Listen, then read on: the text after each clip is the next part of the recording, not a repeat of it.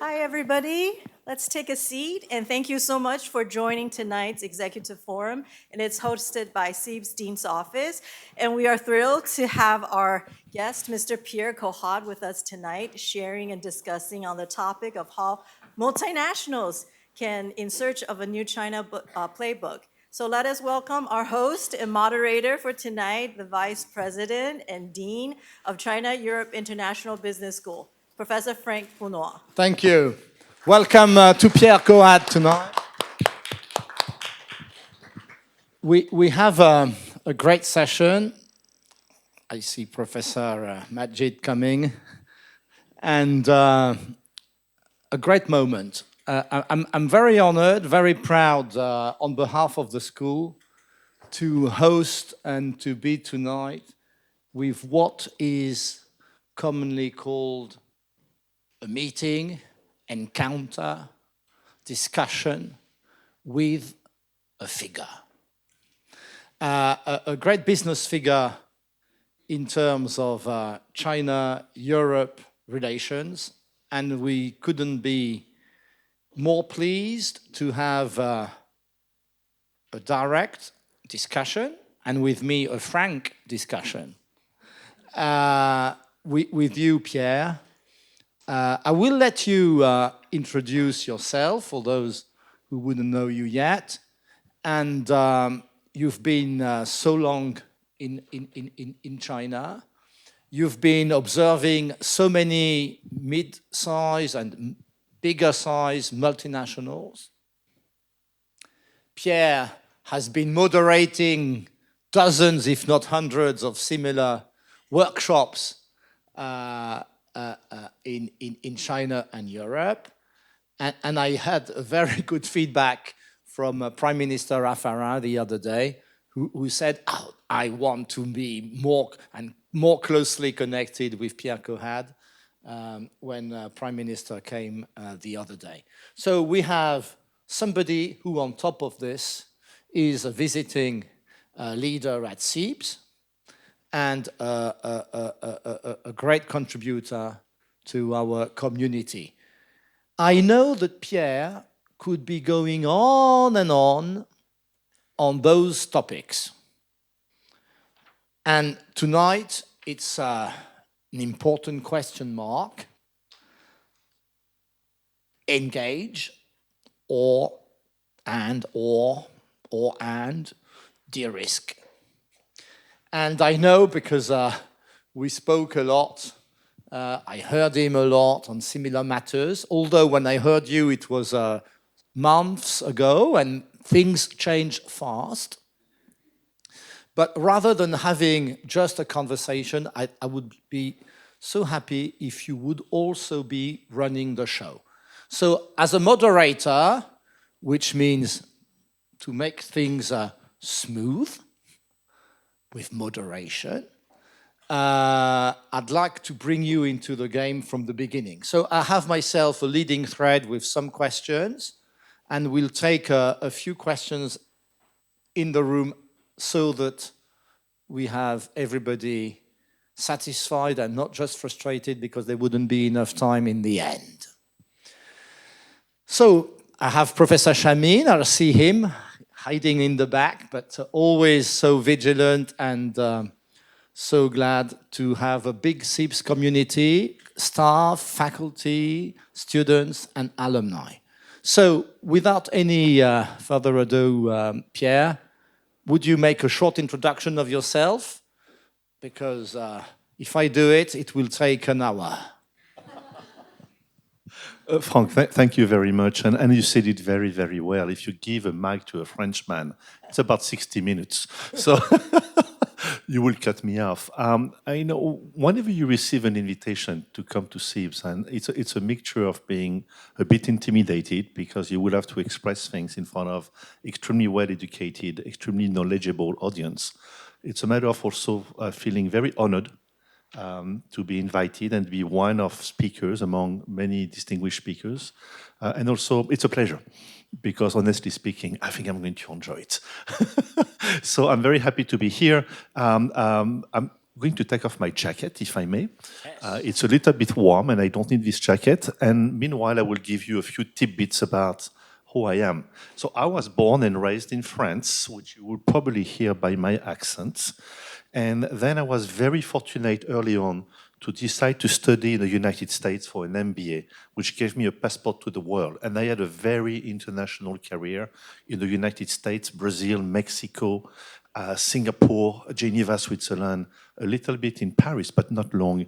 And for the past 20 years based in China, mostly in Shanghai, but also in the beautiful city of Weihai, Shandong province.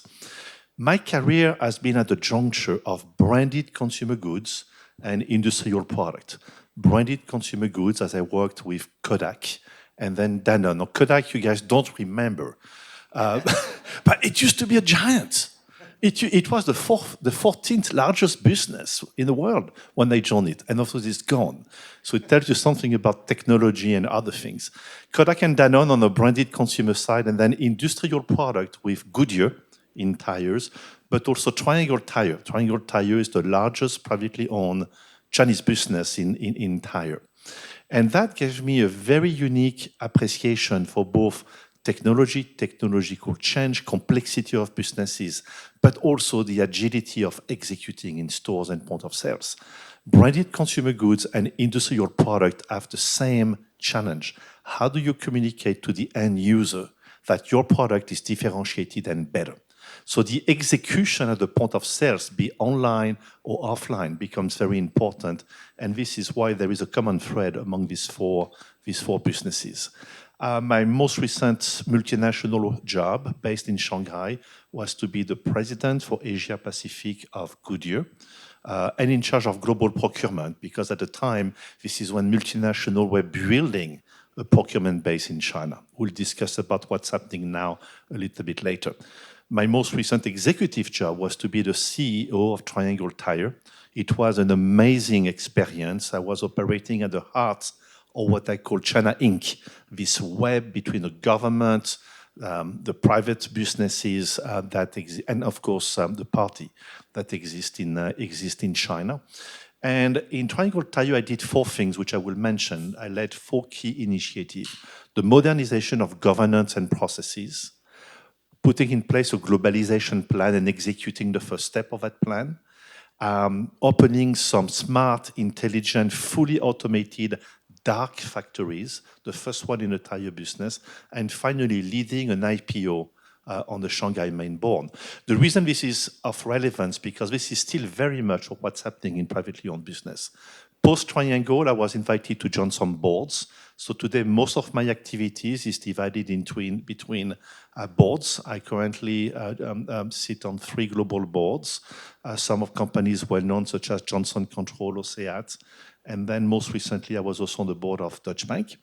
When I don't do that, I lead a very large network of CEOs in Shanghai. It's called IMA. 250 multinational are members. 250 CEOs join our meetings twice a month. And my job in that meeting, my challenge is to make sure that they communicate between each other. So we tend to focus on creating content only to facilitate communication between CEOs. And then finally, I also advise on businesses. So over the years, I've become a bridge, explaining the rest of the world to privately owned business in China and explaining China to multinationals. I live in Shanghai. I've been committed to this country for 20 years, and I hope to remain here for many more years. Thank you, Pierre. It's first time, an anecdote, when I arrived in Shanghai myself, just after a good week, people said, "Have you met Pierre?" Okay, I said, "Who?" Because Pierre is a common first name. Like Bob or John or something. Yes, it's John or Peter, and people said, "Yet he's Pierre C, like C-suite." and then I understood that yes, he was very connected with boards, and I was so happy afterwards to meet you. I think we even met by chance at a restaurant. That's right. And then we spoke more. So tonight we have not a challenging essay, but it's a big discussion with a hot topic, engage and or de-risk. Engage, I'm not sure it's a marriage engagement, but it's engage, committing, going further, and de-risking, and you've got all sorts of synonyms going around, whether you are in the foreign office, whether you are in business, you can call it decouple, and all of those different terms. What is wonderful is that there may be lots of perceptions in this room, depending on your business sectors and your experience. Pierre, he is a meter sensor of this, because he has sensors. When you say 250 multiplied by cases of people who speak, you also, I'm not going to make an introduction after his introduction, but lead roundtables of CEOs and on a very regular basis. So I think this is going to take us a little bit of time, but let's go into this, again, with a lot of freedom of speech, which is what we like to do in those CEIBS meetings and forums.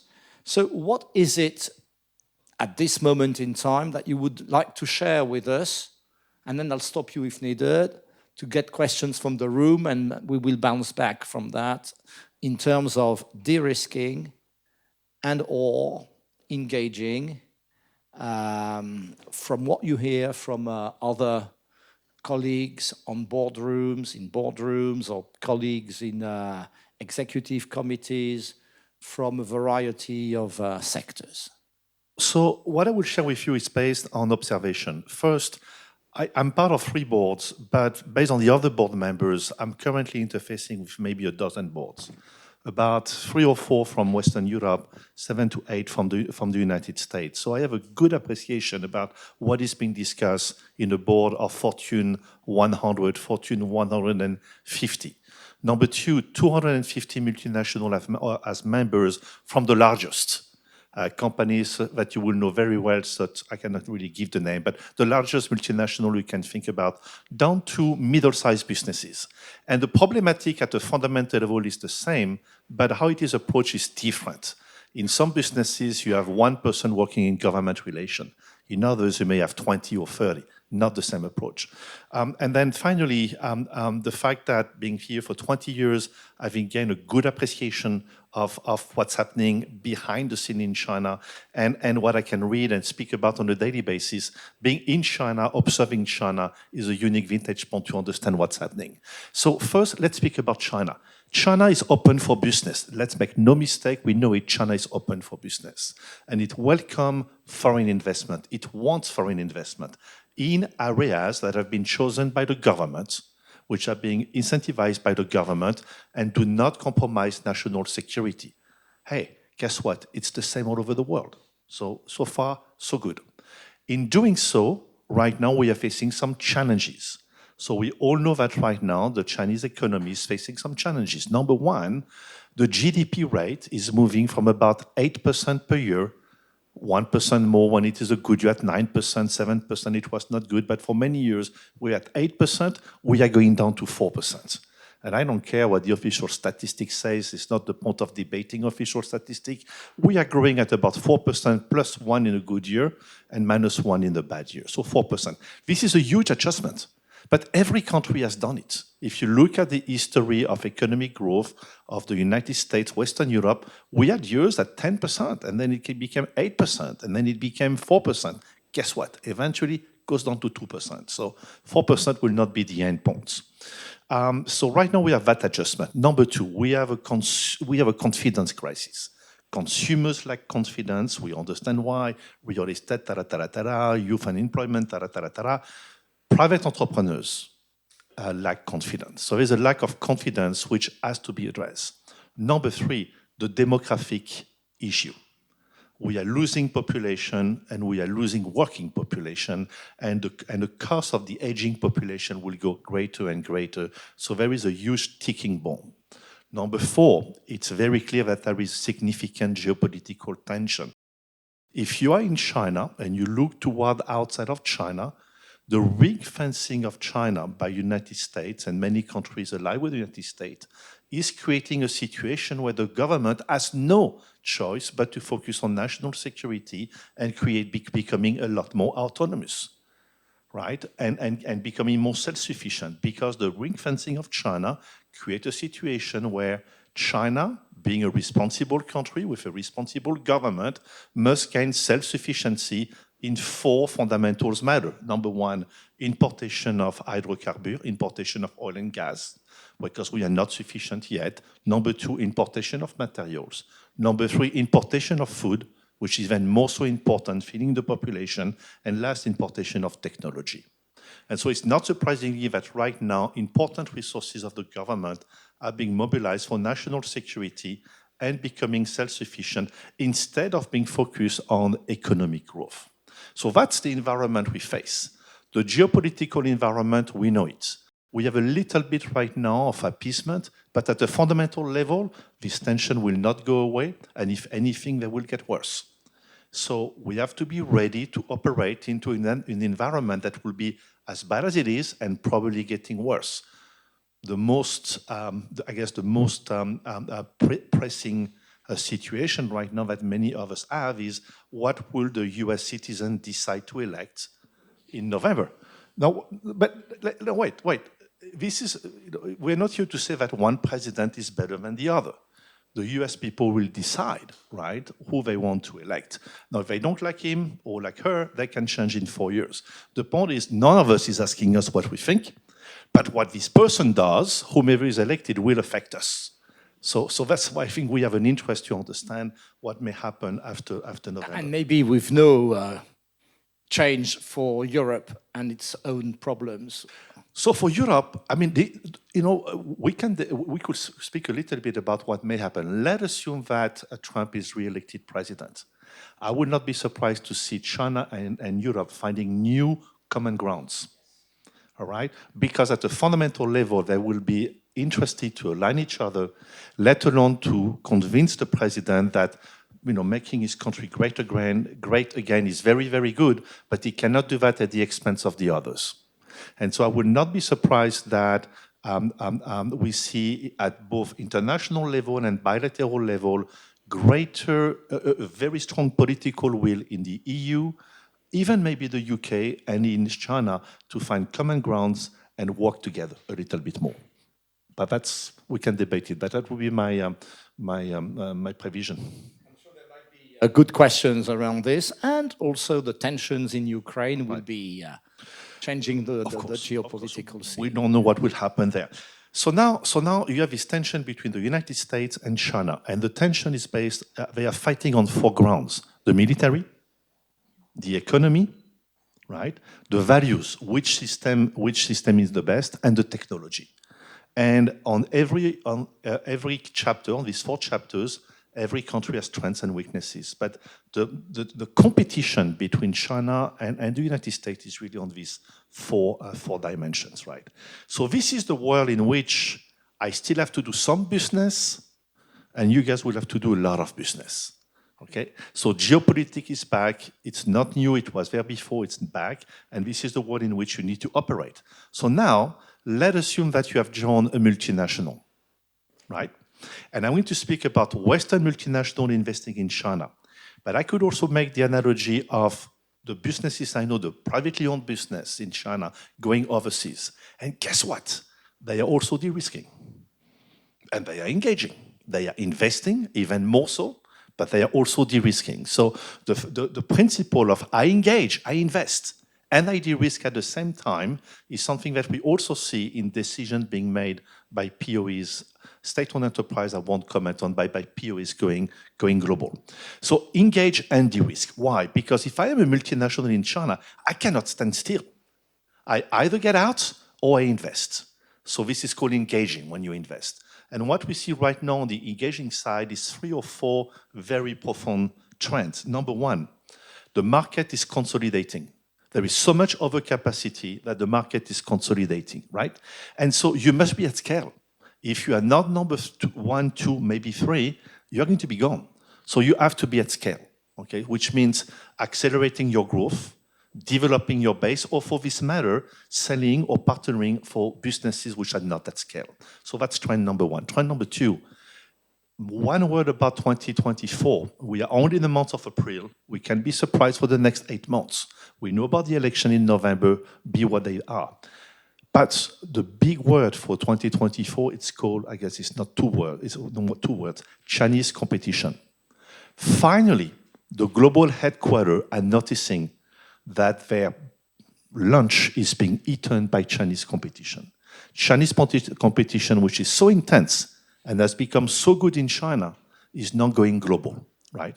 And it is done by, in some industry, because China leads, thinks about EV, but in other industry, because the best players of China are investing overseas.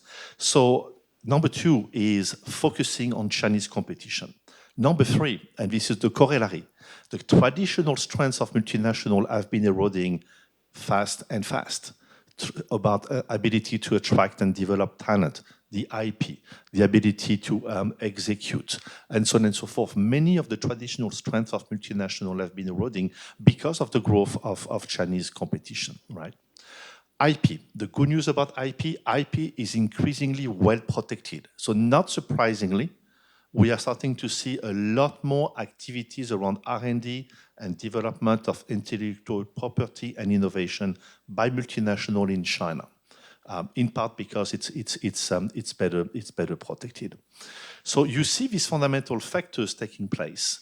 And of course, you have all the guidance that the government is giving you, creating new industries, new opportunities. You can never move away in China from the priority of the government. And right now, we know what the priorities are. We just have to read the speech of the leaders and the 5-year plan. But anything related to new energy, decarbonization, common prosperity, and so on and so forth, themes which are creating new business opportunities that you can plug in. So if you want to engage in China, you have to play that, which means one last thing. When I came to China 20 years ago, government relations reported directly to the CEO, and the CEO was the number one government relation person. And then with the WTO, the creation of the all-powerful NDRC, the move toward regulation, government relations got downplayed, became almost compliance, right? Guess what? With the opacity that has come back on China, the fact that regulation matters, but NDRC doesn't decide much these days, you must get back into government relation. And so one of the things I can see right now is many multinationals reinvesting into both the quality and the size of government relation, the CEO becoming again the number one member of the team for government relation. I also see other things being developed. We see increasingly business development, resources being brought into China, for example. We see the staff around communication growing up. So we see some functions being created. I will pause here on engage because I want to speak about Derisk. It's not or, it's and. Because a lot of things you do for de-risking are no regrets. They are just fundamental good business decisions that you have to take to reflect the new environment in which you operate in China. So they are not things that will cost something, they're just good business decisions. I call them the no regrets. You can't go wrong, you have to do it. And some other decision you make around de-risking will require an investment of time, resources, may create inefficiencies, but you need it because as a business person, whether it is your business and your money, or it is the business of your shareholders, you have the God-given obligation to protect the assets and the business that you are leading. And so when you see a more turbulent environment with more uncertainty, you de-risk. Now, I will go through 7 categories of de-risking. That's about what it takes. Bear with me for another 5 minutes, please. But not everybody does everything. It's essentially like a menu that companies pick and choose. 7 categories. Number 1, it's supply chain. To put it very simple, in supply chain, the goal is you buy in China by choice, not by obligation. It means that for countries and organizations outside of China importing from China, they do it by choice. They want to buy in China because that is the best place to buy, not because they have to. Implication, they have a different source of supply. Conversely, for multinational in China, if they continue to import stuff from related businesses, they do it by choice. They continue to buy components, subcomponents, something from other companies that belong to the same group around the world by choice, because they have developed another alternative of supply in China. So you want to do things by choice. It requires, in many instances, to redesign your product. At a minimum, redesign the circuit board, because electronic components may not be the same. The one you buy in Western Europe and US or Japan as the one you buy in China. So in the past 2 years, I have seen a lot of product redesign taking place so that the product be made no longer dependent on one supplier, but rather it is being built based on sourcing by choice versus by obligation. So that's point number one. The point number two is the IP has to be developed in China. It has to be sanction-proof, number one. We know that the US has a long arm, but China is building a long arm as well. So it is very important that the product that you make in China be based on the technology authorized in China or developed in China. So this is why you have seen recently so many R&D center, development center, application center being built by multinationals in China so that they localize the technology. Right. But while they do that, they are also identifying things that China does better than the rest of the world, and they use China as the global innovation center on digitization, on automation, on e-commerce, for example. To give you a few examples, many multinationals have used China as the lead country. So e-commerce in particular is relatively well known, but digitization, automation in factories. So you see the multinational developing in China competencies and a way of doing things and then exporting it to the rest of the world. But IP is becoming more Chinese. We have seen more investment into IP. Number three, I call it deep localization. Deep localization is that everything that you do in terms of infrastructure be more Chinese. So the IT equipment, the servers that you buy, whatever computers, buy it from Chinese suppliers. The software, you buy it from Chinese suppliers. And you will tell me very difficult to find SAP equivalent in China. Yes, if you're a large company, it's complicated. If you're mid-size, there are already many Chinese ERPs which works as well. So for big companies, they have to work with SAP. They have to work with Oracle. But every other apps can be sourced locally. So increasingly, you see, actually, every corporation I know has already a backup plan. In some instances, they wait for a crisis to come to execute it. In other instances, the policy is already to buy Chinese as soon as you have to buy something. In other words, if I have to buy anything, I will no longer buy from my classical supplier. I will buy from a Chinese supplier. So that's for the IT. We know about data localization. But think about other things such as back office. So what I mean by that, the back office has to be deeply localized in terms of equipment, processes, services. So that's number three. Number four, talent. Clearly, with multinational losing some of its allure in attracting talent, what do you do in the new environment? And there are, in fact, opportunities. We know that many Chinese talents who did not want to leave China are now have expressed an interest into an overseas assignment. So how do you leverage the fact that China, the greatest pool of talent, is finally interested into being posted overseas? How do you balance your executive team in China? You want to localize it for efficiency, right? But at the same time, headquarters must have sufficient trust into the team in China. Communication has to be effective. So how do you balance the team into this new environment between only Chinese talent or Chinese talent and some expat, and what kind of expat? But these are the type of things that one has to think about. I know I'm going to accelerate a little bit. So that's number five. Number four. Number five is the balance sheet. Historically, multinational, your balance sheet is being put aside and managed by global treasury. You cannot do that anymore. The balance sheet has to be looked at as very much part of the business. You have to de-risk the balance sheet. Let me give you a specific example.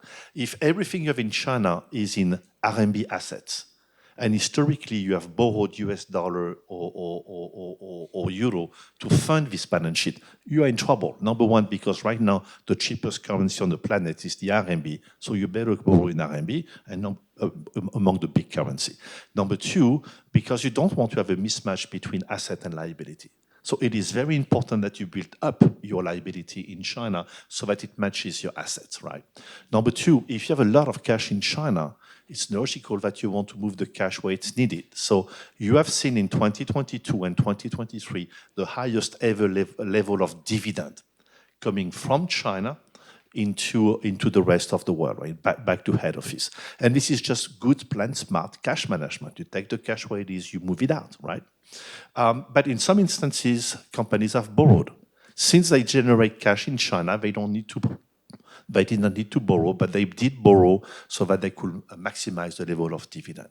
So we see a lot of activities related to cash repatriation, related to matching liability and assets. We see a lot of activities related to funding your business by selling your real estate. I mean, let's be very, very frank. Except for a few locations, probably the real estate market is not going to recover very quickly. So if you are a multinational and you own your headquarters or you own a lot of land, a lot of buildings, it may be a good time to sell and lease back. So we see that taking place. We see multinational increasing borrowing with RMB bonds and things like that. The point is we can get down to specifics, but the idea is monetize some of the success you have built in China, leave enough money to fund your activities and your investment in China, move the cash out, what remains of the cash out. So that's the balance sheet. The next topic is your product portfolio and your business portfolio. Deep review of your portfolio. If you are not number one or number two, get out, which means find a partner, license a technology, get into a joint venture, but do something that will make this business successful. If you are not at scale, you cannot think that you will be successful. Chinese competition will eat you alive, if not Western competition. So we see a lot of review of portfolio with difficult decision because often the darling business, the one we put so much money and is still not taking off, we have now to do something about it. Another thing we do is stress testing. We stress test all the businesses for scenarios, extreme scenarios, such as interruption of maritime traffic, right? So what does it mean? It means that there is no ship going to China, no ship leaving China, for whatever reason. No matter what caused it, it's not the point. It may even be something in the Red Sea, for all we know. The point is, you cannot operate any more maritime traffic. So how do you operate in China? What kind of implication does it have? If you have additional sanction by the United States, or if you have more sanction coming up from China, what is the implication for your business? So a lot of scenario thinking and stress testing of your portfolio so that you are ready.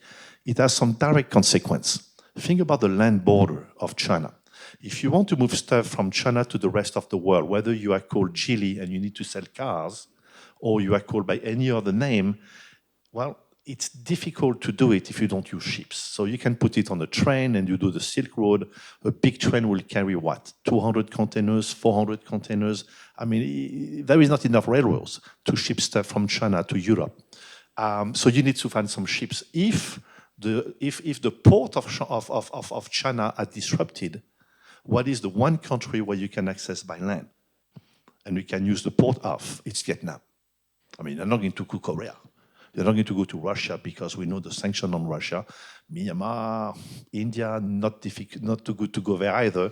Laos, I don't speak about it. So why do you go? Vietnam. And what you see in Vietnam right now is also part of de-risking. Some of the things being moved to Vietnam and being moved to Vietnam so that if I have disruption in importing things into China, or if I have disruption into exporting things from China, I can use Vietnam, right? So Vietnam is much smaller. It's going to be a bit of a traffic jam, but at least now we have an option, right? So I just stress fair. This is about scenario test, the scenario planning and product portfolio. The final point is governance, and governance answer the following question: can my Chinese business operate autonomously for 6 months, 12 months, 18 months, 2 years, in case of the most adverse scenario? Do I have the quality of the team, the delegation of power, the banking relationship, the trust that my business will continue to operate in autarky and as a standalone? Because, unless I have a gun on my head, I don't want to give away my business. So it has to be able to operate as a standalone. And it means that you must think about how do you continue to be part of the team, part of the global matrix, part of the global processes, but at an instant T, you can disconnect and you become a standalone business. And there are many other things I can get into that, but some of the most important conversation I've seen at board level, beside the manufacturing footprint, beside making sure that from a supply chain standpoint, the dependency on China is being significantly reduced, relate to making businesses being able to operate much more as a standalone. And it means, step number one, having a voice, a strong voice for China. So you must have a Mrs. China or a Mr. China within the business able to articulate clearly the need of China. Back to headquarters. I understand why we have so many colleagues of the Department of Strategy and Entrepreneurship. It's a nice strategy class.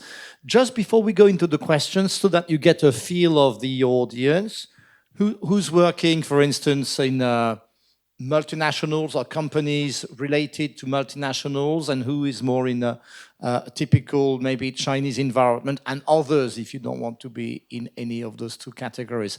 So multinationals are related to a multinational environment. Yes, significant number of people in the room, and typically Chinese companies so far. Good. And others, because they may be in a very public service environment, as you mentioned. So you've been telling us clearly the engage, which is strong, and this is what I got, with a lot of strategic dimensions going from localization, finance, supply chain, IP, real estate, and of course the fallback position in some other countries like Vietnam, and of course the key governance, and I'm sure it could have been also around information systems, decision making, etc., etc. But now, if you could maybe get into, and happy to get into a Q&A at this point in time. I have seen already people very, very active and eager to go. So if you will, I'm not going to call you by your first name because everybody is reserved. So go on, just say your name and maybe the sector or what you're doing so that Pierre is more familiar with you, but you know him. Yes. Thank you so much. So now you know I'm not from CEIBS. Thank you so much, Pierre. This was so clear, so refreshing. I have a question which is related to the title. At what point in your conversations for Western multinationals does engaging become part of the strategy to de-risk? Meaning, de-risk is China, but it's also a global business topic. And having people on the ground here, whether it's R&D related or just people that are physically present in China that understand what's coming. Personally, I think that this should be a topic that goes up, the ranks in terms of priorities when talking about China. EV, of course, is the obvious example, but there are plenty of industries that are basically seeing their Chinese competitors coming. So is that something that you see is rising up the priorities, or people are not talking about it yet? It's a broad question. A couple of observations. There are some very smart people looking at the words being used and content being used and ranking what is in the mind of CEOs. And they publish in Davos, such topic was number whatever. For many years, China was 1, 2, and 3, right? And last year, China dropped to being 6, maybe 7. This year in Davos, it dropped to number 9. So China is no longer top of mind, right? Because the decision that I was speaking about around de-risking, they have been made. So we're in execution. So once you execute, you don't speak about it. You just do it. So sometimes the key problem is how do I make China important again? Because if you're a global CEO right now, you have so many other things you have to think about. And China is doing its stuff, right? It's no longer as big as it was, as successful as it is, but it's still quite good. It's steady. And so how do you make China relevant and important again is very much part of what the local team has to do. In some businesses, the businesses has gone too far in localization. There is no one in the leadership of China who understands who has worked at headquarters. And vice versa, right? And so that has created a significant communication gap. And fortunately, we can travel. I mean, all of us have been noticing how many more Laowais you see in the street. Finally, you see a lot of foreigners, right? Again, that's because the no visa is really helping, but also the fact that the business executives are coming back, and this is helping. But it takes a long time for organizations that have not been exposed to China to catch up with the 4 years that we have spent essentially separated. And so part of the answers is the travel, but part of the answers is I think we're going to find that more of the senior talent of China is going to be offered position outside of China. 3 years, 5 years assignments. Meanwhile, more of the emerging talent in corporation will be offered position in China. One thing I'm really happy about 2023, data suggests that it's the first year since 2017 where we didn't lose foreigners. At least as many foreigners moved into China than foreigners left China, which is very encouraging. 2024 may become positive. So not by a big number, and we have a long way to go, but it's interesting to see that, yes, most businesses are now able to attract in China the talent they want to bring to China, and they are able to attract outside of China Chinese talent that 5 years ago, 10 years ago, didn't want to leave. And now they say, you know what, plan B. Now, if you're Chinese, you know what I mean by plan B. It's my plan B. I'm going to go there 3 or 5 years, just in case.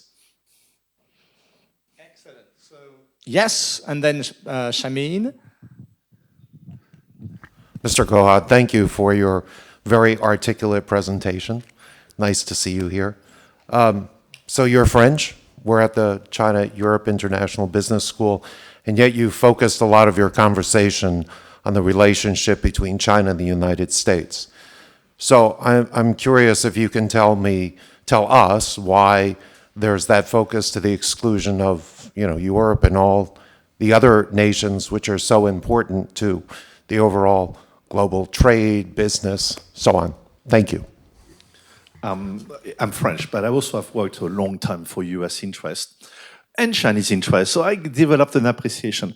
Maybe there is a couple of reasons, 2 or 3 reasons. Number one, because the United States is the largest economy in the world, and it has the extraterritoriality of its legislation. So if you don't understand and you don't monitor what's happening in the US, you wake up one day and your entire competitive field has been modified because the US has taken a decision. So the US has an extraordinary weight in shaping up the relationship between the Western world and China. I think that Europe, the second reason is EU does not have a cohesive foreign policy and even less a trade policy. It's a collection of countries. I would be very happy to comment on Spain, Germany, Italy, France. It would take a long time. The bottom line is right now China continues to demonstrate a good ability to divide Europe, reward the good countries, and ignore the other countries. And that seems to be working. So right now it used to be Germany, the bromance between Chancellor Merkel and President Xi. It's gone. So now apparently it's Monsieur Macron is a good friend of the president. So France is getting a good deal and vice versa. So this is the way it works. At a fundamental level, the interests of Europe are essentially commercial. And if China be very attentive of not pushing too much its exportation and become more aware of the consequence of the trade imbalance, I think it will find that Europe becomes a fairly good friends into what may happen post-November. So that's the second thing. The third thing that I have not spoken about, and that is something I should be speaking about if I have a chance, is the so-called Global South. Because we speak about China, but it is not China. China already has a coalition of willing countries that are aligning itself with China based on technology or financial flow or investment flow or business flow. So there are already in the global south countries that want to be aligned with China. And then we know, other forces taking place in the global south, but there is a very different debate to speak about, which is China and the global south. Did I answer your question? Pierre, always good to hear your thoughts, and this was very interesting. I'm curious to hear what you're observing in terms of differences across industries. People from Pepsi and AB and Bev sound very happy selling cola and beer. I don't see them under a lot of pressure. But we have people in Intel and more technology-heavy companies, as well as then the automotive folks. And I'm curious about this both as an academic when I'm in front of a class of, say, global executive MBA students who come from these different industries, but also with my hat as an MBA director, where we're trying to get our graduates placed. And typically, we have attracted multinationals hiring from all of these industries, but clearly, they're being impacted differentially, which affects us as a school as well. So I'm curious about your thoughts on the differences across industries. Thank you. Let me answer maybe with 3 thoughts. Number one, China is a 70-30 country. 70% of the business is free. You do what you want within the laws and the regulation. 30% is heavily influenced by the government because it has to do directly or indirectly with national security. If you do business into a field which is close to national security, you're going to face a much more demanding business environment, and you may want to decide to withdraw, as some have done. You may want to partner, as others are doing. But yes, it's tough. Pepsi, AB InBev, L'Oreal, all these iconic success, they belong to the 70%, where you're exposed to Chinese competition. And trust me, business is not that rosy because they have to earn it every day these days. But they have wonderful brand, amazing people, great legacy, and they do very well in China, right? And then you have businesses which straddle both sides, right? If you are an American business and your brand is well known, is an iconic American brand, you face the remote but possible scenario of a boycott, right? And you have to get ready for it, right? Think about what happened to Nike after the issue around cotton in Zhejiang. They managed it super well. It was not an accident. Nike did very well. There is a brand from Sweden that didn't do so well. Okay, but one was prepared, the other one was not. I mean, I'm putting it very simplistic term, but whether you're Pepsi or you're Nike, you have to be ready one day that you may face just a consumer boycott or some kind of a boycott, and you must have contingency around that, which means government relation, right? Look at the amazing job of Tim Cook. Wow. I mean, in the Olympics game will be in Paris in 4 months. He should get a gold medal. Because the way he's coming to China, not 2 times, 3 times per year, he's becoming a folks hero. He opens stores, he goes to see the government, he asks a tough question, gets some answers, gets what he wants, and at the same time, he's protecting Apple. Now, it's a tough time to be at Apple right now, right? I mean, you buy everything I'm pushing it for effect, but you buy everything in China, right? And you know that the days are counted, and at the same time, your product are increasingly under competition, right? And so you look at it and you say it's not so easy, and yet they are doing so well, and in part because of the role that Tim Cook is doing. So that's maybe the way I will be answering the question. Right. Oh, more questions. Yes, I know there are people around. Yes. Actually, I'm a alumni, hi Professor. First class of Professor Charmaine from MBA program 2017. So when the first part about argue with you, no, I just called I'm working for a German family company which has more than 300 years history. And I called the president's words to illustrate the point. He said, look at the United States. There's one country has 340 million people speaking one language, ruling by 2 parties. And look at China, you have 1.4 billion people speak one language, one party rule the country.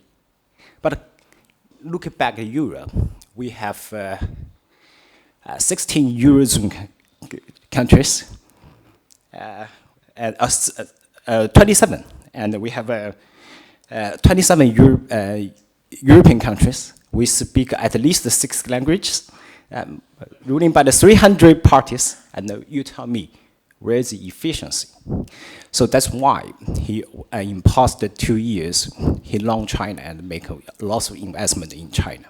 But yeah, for sure, manufacturing. And come to the second part about Derisk. In my philosophy, that's we hope the best, but we plan to the worst. So I'm helping this family or this private company to make assets-backed securitization, which help, just like you said, refine our balance sheet. And meanwhile, handle our portfolio is not easy, not at all. You are right. Yeah. And after later, I could want to connect with you for more. And thank you. I just would like to bounce on a couple of things you said. Hope is not a strategy. We know that, right? And there's another book that says only the paranoiac survive. So you're absolutely right. You have to go through scenario planning. And even if it is very remote, you have to be ready if something dramatic happens. A German company or a French company or a British company, 300 years in history, it's tremendous when you think about how many times we have destroyed each other, right? So when you speak about the mosaic of Europe, it's a strength and it is a weakness. And you're right, it's very inefficient from an EU standpoint, but at a fundamental level, there is only one language that everybody speaks in Europe, and it's not French. I mean, we lost it with Napoleon. It's English, right? So there is already one language that everybody proclaims they are not speaking, but they are, right? So there is some forces towards integration. So yes, it may be inefficient, but we are very proud of our heritage, and also we have been at peace for 70 years. That we have never been at peace before. I mean, since the Roman left us, okay, 1,500 years ago, we have never been at peace for 70 years. Across Europe, we are. And maybe the reason why in China, maybe, if I had a wish, I wish that the government will use its influence on the media to explain a little bit more the reason why the European countries are so focused on the rule of law. And the fact that if there is a treaty and the rule of law, it must be respected. It's because we decided in 1945 that for right or for wrong, the borders established in 1945 are the final. Now, as a Frenchman, I don't like them. I would rather take the border of Napoleon. Huh? But my friend from Germany will say, no, right? And I mean, we have claim. We have claim on everybody else's country, and vice versa, across Europe. But in 1945, with a lot of help from the Soviet Union on one side and the US on the other side, border got frozen. And this is why we Europeans cannot accept that any country, for any reason, use a war to redefine the border. Whether they are right or wrong, we can debate it.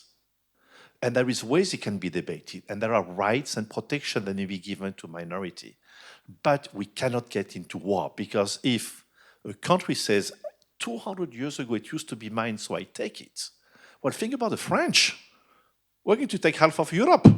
That's terrible for the other, right? And vice versa. Or the Spanish, or the Italian. So it's very important in understanding Europe, since you mentioned about it, and we spoke about geopolitics, that yes, it's very inefficient, but it's one market.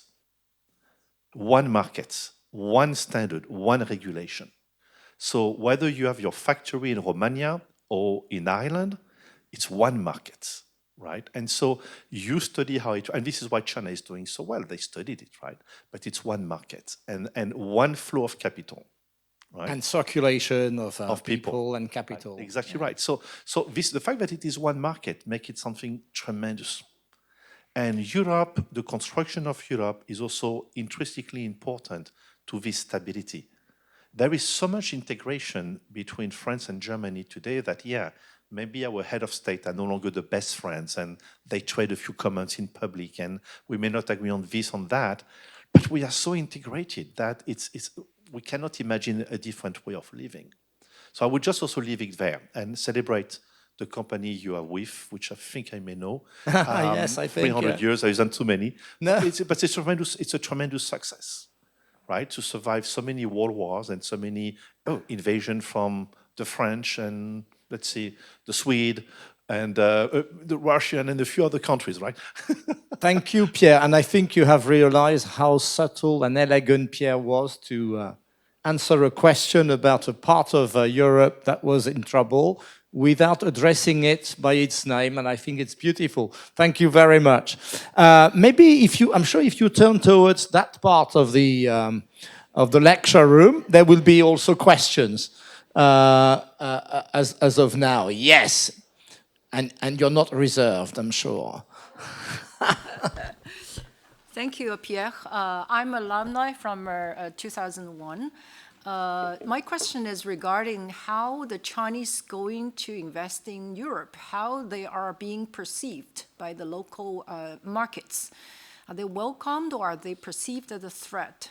And number two is that I'm happy that you mentioned that more and more Laowai on the street nowadays in China, but actually the foreign direct investment number doesn't say so. So would you give us a correlation about this? Thank you. I love the question.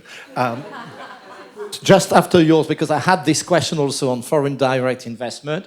It's been at its lowest over the last 30 years. And your impression and how you feel about it just after that question. But it's a very good one, perception of China getting into European markets. Let me answer that question, then we go back to how China is perceived. So first, on foreign direct investment, you need to understand the statistic to understand why it's so low. So it's about $30 billion. Lowest ever in 30 years, right? That is because it is the net of flow coming in and flow getting out, okay? And so the foreign direct investment as it plants, factories, was a little bit down, but still very good. Still very good. The reason the number is down so much is because a lot of the financial flows going into the financial market, think about stock funds, right? Sold. So a lot of the foreign funds which were invested into China, what is called hot money, financial flow, stock market, things like that, have been selling their position in China and moved money out. Second, historically, when you were building a factory or doing an expansion in China, you would bring money from outside because the best way to fund your business in China was to have US dollar or euro. Interest rate was very low, even maybe negative, and the RMB was high. That was the best way of doing it. These days, it's just reversed. The best way to fund your business is to borrow RMB. So what you have had is Western businesses not bringing money into China, but rather using their free cash flow, cash on hand, and borrowing to fund their expansion in China. And if I am in China and I built a new billion-dollar factory and I use Chinese money, it counts for zero as foreign direct investment. It counts for 1 billion as foreign investment, right? So you have had a major shift towards funding locally in the Chinese market what you do in China. That's part of the de-risking I was mentioning.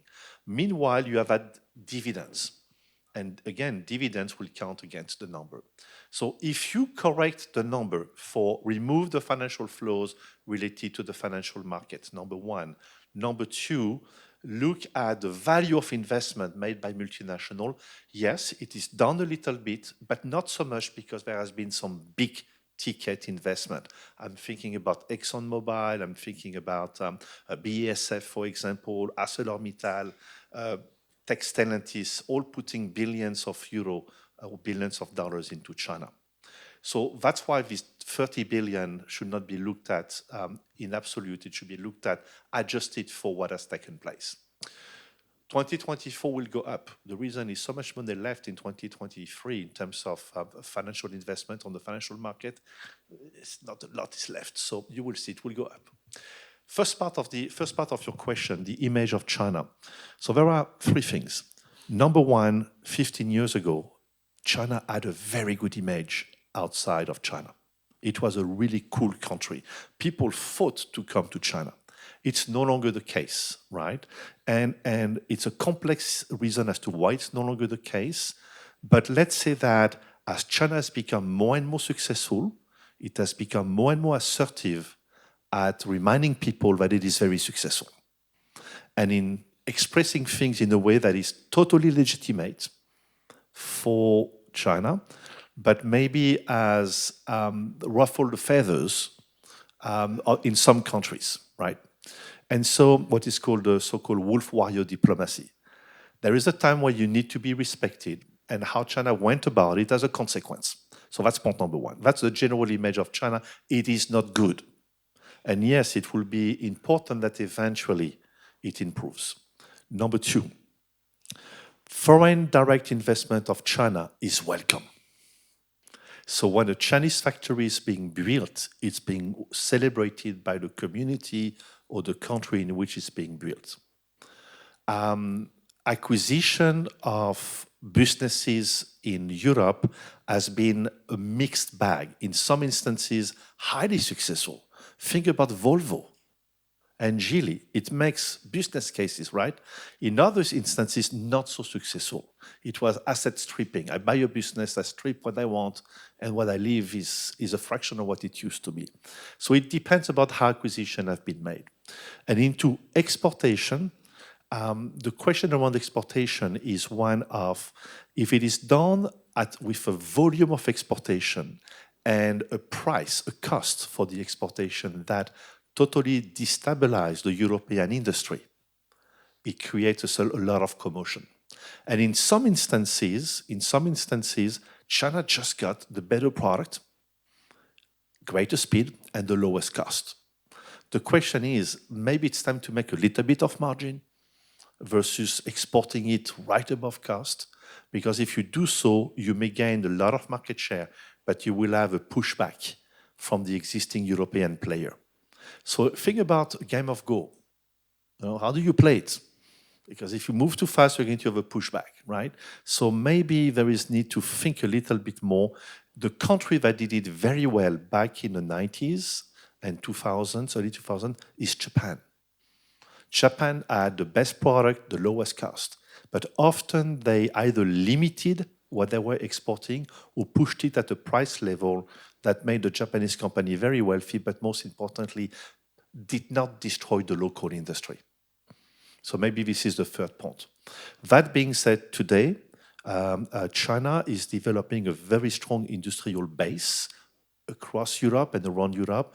Countries like Morocco, Egypt, Turkey greatly benefit from Chinese investment, and it is and of course, Eastern Europe, right? We know about Hungary.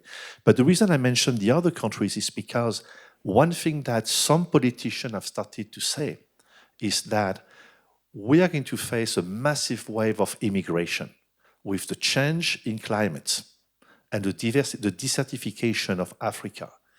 Millions and millions of people living in Africa will try to go north. Why do I to go? Europe, of course, right? If there is not a base, industrial base, and vibrant economy in Morocco, in Egypt, in Turkey to absorb this mass of migrant, where will the migrant go? Across the sea into continental Europe. And so it is in the interest of Europe to see China and other countries succeed in building up Morocco. Algeria is complicated, so I will just put it aside. Tunisia, too small. Libya, it's a bit of a mess. I mean, and frankly speaking, the British and the French created it. We have not yet fixed it. Egypt, very successful, very successful. We don't speak enough about Egypt. It's a massive triangulation of Egyptian labor, Saudi capital, Chinese technology, and Chinese know-how. Humongous industrial park have been built alongside the new Suez Canal. And Turkey. So this is what's happening there is very important for the stability of Europe. Yes, off you go. My name is Wolf. I'm an MBA 06 or 08 quite a while ago. I work for a Swiss PE fund, originally from Germany, and more invested in industrial assets, mid-sized businesses. If I understand your talk correctly, the title should actually be more de-risk through engagement. Because when I go through the actions that you described, it was always engaging and de-risking with two exceptions. One, take the money out. And the second, if you're not number one or number two, consider selling the business. Regarding this, I have my first question, namely, is that really feasible outside service businesses? Because you're number four, you have a good technology, but you don't have the scale, say in capital goods. You sell your business to a Chinese competitor. You get some money today, but tomorrow you're being kicked out of the CEIBS markets, and then follows Eastern Europe, and you wait 5 years, and you have your Chinese competitor in Germany and France. So that's the first thing that I wonder about. Is there really the chance to de-risk in any meaningful way, other than your Starbucks, beyond taking the money out? The second question is, so to say, the million-dollar question for myself. The business reality that I'm facing, even when I talk to people who work for German multinationals, my impression is they don't get it. So, automotive guy working for a premium German car manufacturer telling me the Chinese customers want our biggest car, but with an electric engine. That's not how I perceive the Chinese customers. And we did a China CEO roundtable recently. And all the CEOs of mid-sized businesses complain about the same thing: we don't get attention from HQ. So, and 15 people in the room all say the same thing. One guy said, I spoke to my CEO and told him, I just have one request. I need somebody to send me over to here. What kind of person do you need? Just somebody you trust. So that's the reality that I'm perceiving. What can I do so that HQ finally listens? All right, well, I thought the million question for you working in private equity is, when can I do an IPO? You would need to convince HQ that an IPO in China is feasible. Well, that's the point. A lot of discussion around that, right? So you know, you were speaking about automotive industry. Different industries have different characteristics. I used to work for the 14th largest world company called Kodak. We were doing miracle with chemistry, okay, like images. Development cycle was 7 years. Okay, and we know what happened, right? Technology change came in, Kodak fought, made a couple of mistakes, eventually got eliminated. But to this date, a lot of things that you have into your phone are Kodak patents. For example, any transmission of images on the wire, on Wi-Fi out, it's a Kodak patent that has been bought by somebody else. Long story short, the automotive industry better wake up quickly, right? Because cars are becoming consumer electronics. And increasingly, you don't own your car, you will lease your car, right? And in China, it's very clear to me, I need to do something. I need to have something that works, something that is reliable, something that meets all the regulation, but it has become durable consumer electronics, right? It's no longer Das Auto. And so the choice that have been made by some Western companies is highly debatable when you're in China. It is fascinating to see what's happening now that you have Chinese car arriving in Europe. What do we see? Consumers are embracing Chinese car, right? So Tesla is not an exception. Tesla is a signal of how disruptive electrical vehicles are going to be, because increasingly they will be consumables, durable consumables. And increasingly, when I choose a car, I will not keep it 15 years to give it to my daughter or to my son. I drive it for 3 years and get it out. I want a new one. I don't even want to own the car, right? So I think that, and this is why, bottom line is, I think that what you're observing, I've seen it. I think that some companies are changing. And the reason there is hope for the classical automotive industry, Stellantis. Stellantis shut down its factory in China, put the cash out, and then bought back the cash when it bought 21% of Leapmotor. And what they said is, if you cannot beat them, on them. So they have 21%, but they are the largest shareholder. They have a global partnership that provides Stellantis access to the technology and the licensing of Leapmotor cars and brand and technology for the rest of the world. So Stellantis will distribute on a global basis Leapmotor car, number one. Number two, they can make Leapmotor car in its idle factories in Western Europe. And number three, the technology is licensed, right? This is an example of a company that said, I got beaten fair and square. I am at least one generation late. I'm just going to invest into Leapmotor, and then from there, develop the partnership. So that's maybe what I will observe. As to the communication with headquarters, everyone is struggling with it. Number one, because, as I said, think about the thing that everybody has in mind right now. It's inflation is up. It's not their pricing. It's the Middle East situation. It's of course what's happening maybe on the eastern side of Poland. It's AI. Wow, AI, right? What do I do with AI? It's ESG. Okay, so 3 years ago, I was supposed to do ESG. If I do ESG right now, I got the Republican chasing me in the street. So what do I do? Okay, take Disney, right? Think about a company which right now doesn't know what to do because its employees want to take a stand on what is right, but the political system is punishing Disney for doing that, right? What happened in Florida. So make a long story short, China is not in the top 5. So how do you make China relevant to the top 5? One of it is what has happened, bringing the executive in town. And for example, in the automotive industry, they are now continuously in town, meaning in China, rediscovering the market, right? It is bringing some engineers from Germany or from other parts of North America in China, sending some of the Chinese talent into the United States. I mean, and we can continue, but it's a broad answer.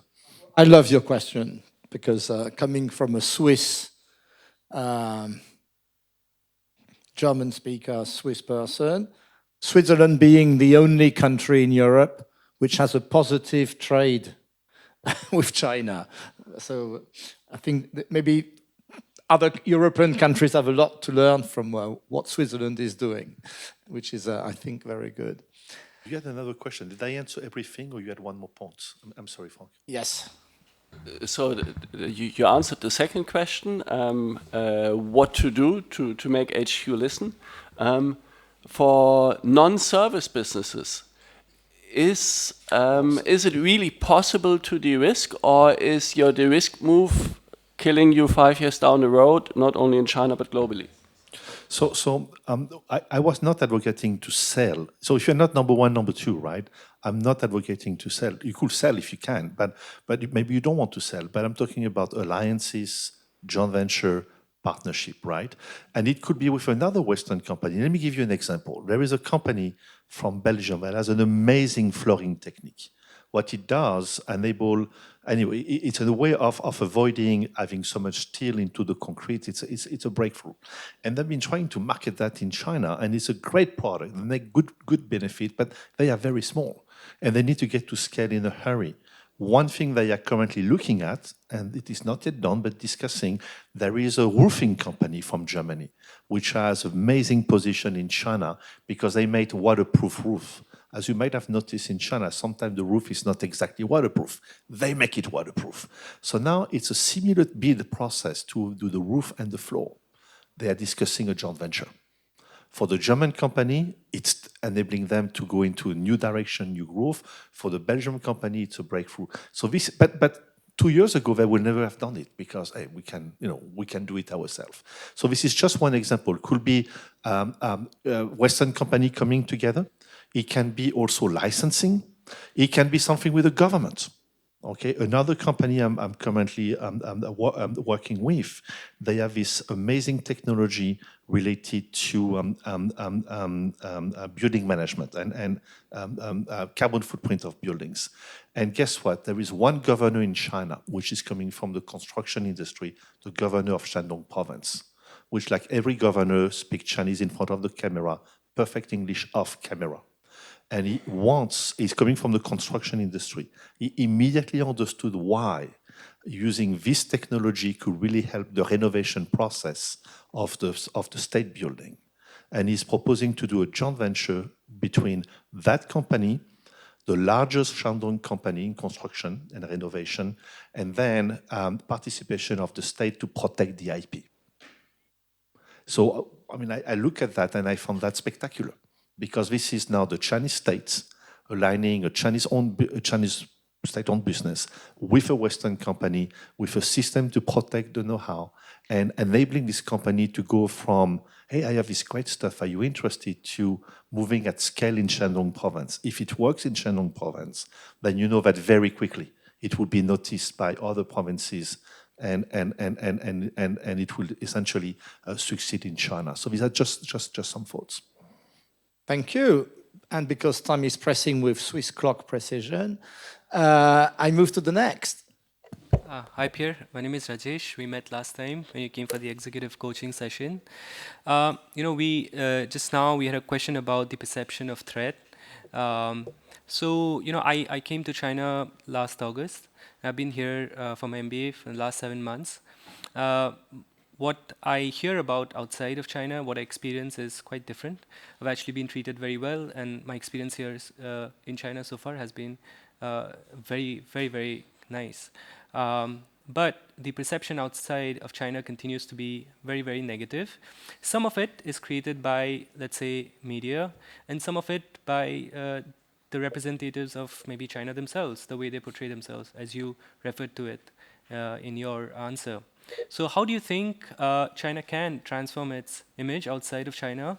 And do you think, is China doing enough to make that transition in the last maybe 1 year or so? Thank you. That's a very difficult question. I wish I could take the fifth, but I can't. Let me just 3 thoughts. Okay, China has so many priorities right now, very significant priorities, and I will use one thing which is coming at us, and we have not yet taken off. The president is dead serious. Maximum level of emission 2030, but they're really working on 2029. The next 5-year plan is going to be so dramatically directive on carbon footprint that we all are going to have to do things, right? So there is so many priorities that China has that managing its external image may not be in the top 3 or 4 or 5. Now, we still do not have a Minister of Foreign Affairs, do we? When China named the Minister of Foreign Affairs, it will be a strong signal.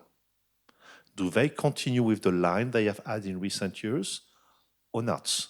And there has been different candidates, the names have circulated. Some will suggest an appeasement, like we will be nice guys. Some would suggest a continuation. But everything that happened is not going to be subjected to national security. And again, let's get back to it. If you are in China, it's a very uncomfortable position, because it's like everyone else in the school has leagued against you. That's the perception, right? And at the same time, you need to secure raw material, energy, technology, and food for your people. And so I think that it may wait a little bit until China decides to invest sizable resources to improve its image for soft power. Now, the one thing I don't understand, and maybe some of you have insight, the negative bias of media outside of China. Okay, I know why there is negative bias in the Chinese media on specific topic. I know why, okay? But it's not supposed to be like that outside of China. Outside of China, the media is supposed to be independent and fact-based. But there is such a negative bias on China right now across all Western countries and some other countries that I'm scratching by Western country, I mean the classical Northern Hemisphere, I'm scratching my head saying, what is driving that, right? And I don't know. And I don't believe into conspiracy, but I just don't know why suddenly everything went negative. And I wish I understood. I don't. Because it's not supposed to be like that, but it is. It's quasi impossible to find something. The glass is always half empty in a negative way. And it should not be. It should be sometimes half empty, half, I mean, I just stop there. I don't know why. maybe someone has an insight worth listening to. Anybody dying for another question? This lady first, because you didn't have a go, and then you will finalize. Please. You work for? For a bank. For a bank? For a bank, okay. A big bank?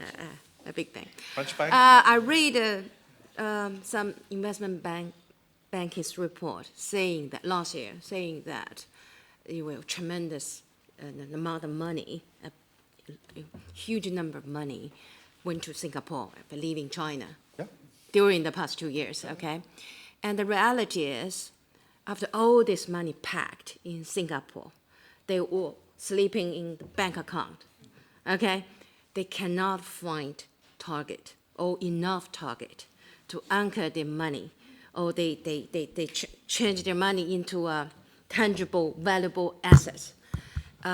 So, in reality, those money leaving China or somewhere, outside China, or packed in Singapore, they have no choice. They may have to go back to China. Well, that's one theory.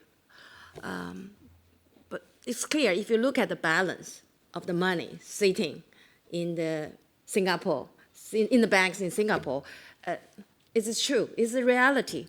I just wonder, in your community, when you talk, you know a lot of European entrepreneurs, senior executives, et cetera. I just want to check whether this is in line with your observation. Eventually the money has to come back to China. They have nowhere to go. They cannot find a target to anchor their money. That's one theory I read. Okay, I just want to see So how let's what's speak your about what we observation? know, Yeah. and then then we can speculate about what we don't know. What we know is, for years, what is the number one source of foreign direct investment? Hong Kong. So Hong Kong is the number one source of foreign direct investment. Why? Because a lot of it is what you described. I send my money out, I bring it back, and I get incentives, right?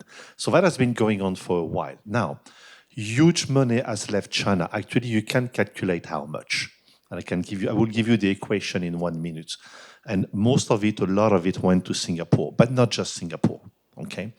And in Singapore, you have a significant initiative, which is anything I do outside of China, I will own it in Singapore.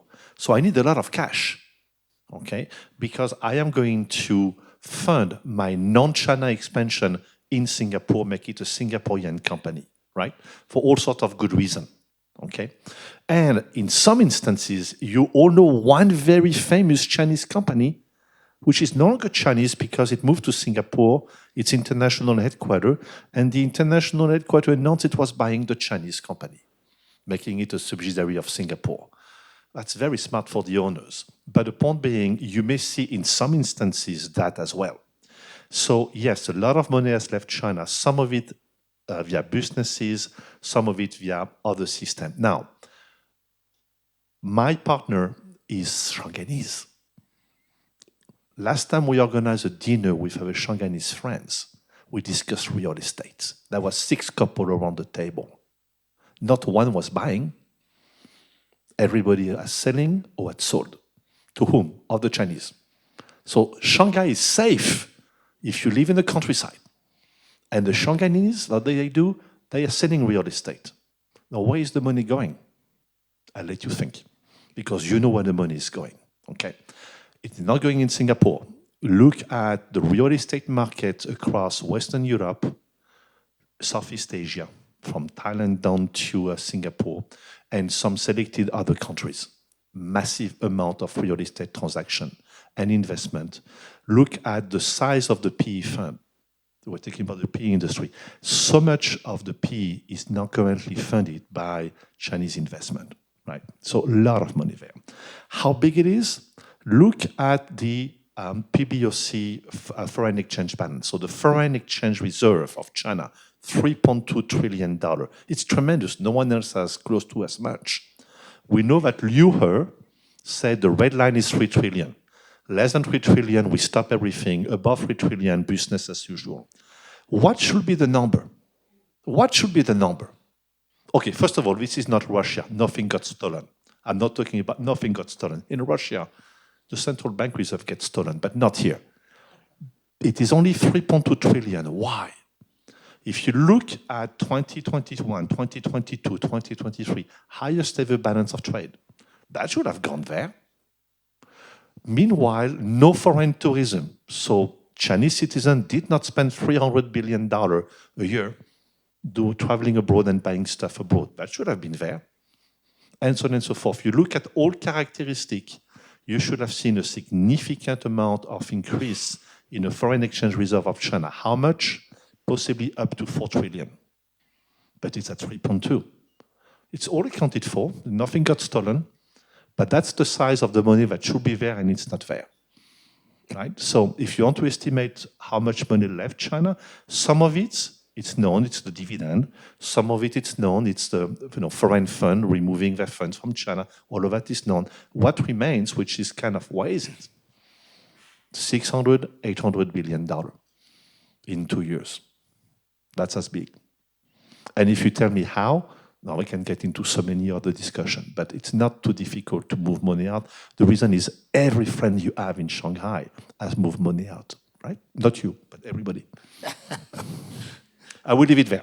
Okay, time is pressing us because this is so fascinating from the questions and from your answers. Was it a very last? It has to be a very short question with a short answer. Yeah, I want it. Can I have it? Yes. Go. But it was more a comment. So basically, my own media consumption is I spend 10-15% of my time consuming media that is coming from 10-15% of the global population. And there's China bashing. When I look at African media, it's very China positive. When I look at Latin American media, it's largely China positive. When I look at Southeast Asian and Middle East media, it's mixed to China positive. Only when I look at the West, there is the China bashing. So that would be my simple answer to your question. Simply consume not only CNN and Fox and BBC, and it looks a lot different. That's fair. Very factual. Right. Maybe I will be asking a final question for you, which is, what is it that we should be watching for tomorrow and be careful about, being vigilant about in this world moving fast and changing? Okay, Which pieces of advice would you give? So first of all, on geopolitics standpoint, I think we all know it. We have to watch carefully what's happening in the Middle East. That could be very dangerous. We obviously have to be watching very carefully the US election. And then we have to watch very carefully what's happening on the eastern side of Europe. But that we know. So that's the geopolitics side. There is some amazing changes in technology taking place, and I'm thinking about AI, right? And this is going to change how we live and what we do and how we work. So we don't spend enough time on AI. It's not about being worried about AI, it's about worried not to do enough with it. So AI. There is tremendous new businesses being created that we are not maybe spending enough time on. Think about deep sea mining, space, where there are things that my generation could dream about and could read about in science fiction book. Your generation will do it, deep sea mining and space. But also everything related to climate change. Listen, I am convinced, okay, when I was going through school, there was something called the Club of Rome. Those were doomsayers explaining we are running out of oil, the world will collapse. So guys, time to stop using oil because we are running out of oil. Make a long story short, and I was a bit simplistic with my description, is eventually we discovered enough oil and energy that it was never a problem. Today, we are saying based on existing technology, we are doomed. The planet is getting too hot. And yes, we have to address the root cause. But I am convinced that the zillions of dollars currently being invested in startups to find new technology to extract carbon from the atmosphere, stock and reprocess carbon, will yield invention that have not yet been communicated. In fact, when I say not communicated, there was a fantastic article in The Economist listing dozens of technology currently under development. So I think that there is tremendous field in terms of anything related to climate change. Field that we can invest in today, of course on renewable energy, but everything else that come with it, right? So this is one field where it's doing good for the planet, doing good for, for society, but it's also going to be a great business. Globalization. Well, people say globalization is over. It's not over. It may be a little bit different, but globalization continues. You guys are the testimonial of globalization, right? CEIBS has given you a passport to the world, and the biggest mistake that one of you could make in this room is to think my country is so big and has become so successful, I don't need to get out. That's a huge mistake. China needs to invest overseas, to develop itself overseas, to import from overseas. It needs you to travel the world and build businesses overseas, right? So China is this continent, and it has this center of gravity, and we tend to be absorbed by the center of gravity of China, like my friend from the United States. So continent is so big that how many US citizens have a US passport? Is it 10%? Something like that? I mean, I don't know, such a low number. The point is, we saw it in the United States, they are very focused on the United States, right?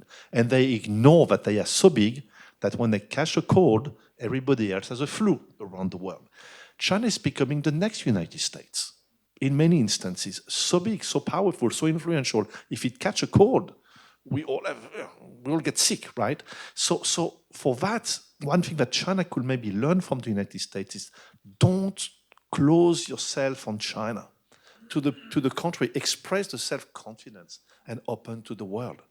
Because if one sheriff is becoming old, we would like to see a vibrant, attractive, beautiful, gorgeous, charismatic new sheriff to come into town. And I will leave it there. Thank you very much, Pierre. We need to applaud you and standing for you. Super. It was a great moment, and you finished, because we didn't say there was this big hope in search of a new China Playbook. And it's not only a playbook, but it's also playing music, because you finished with a very positive note, optimistic, and really I think we got something out of this, which is, you said it, Derisk, through engaging. I think we visited a lot, and now that you said you like very much the half-full glass. We'll also go for a drink together. And I'd like to thank you again. I understand very much why you're so dear to the heart of CEIBS, because it is true that our alumni and student community are living testimonies of preparing trade and business of tomorrow, and that goes through people and the friendship that is within and between us. Thank you very much. And of course, we'll give you a little gift. You're coming so much to CEIBS, maybe you have a zoo now with our little bears. And the beautiful selected tea and objects that we like to offer to our distinguished guests and speakers. Thank you very much. I was thinking of making a post tomorrow on my LinkedIn. It's going to be difficult because you made us make such a big journey. I wonder what I'm going to be writing. Thank you.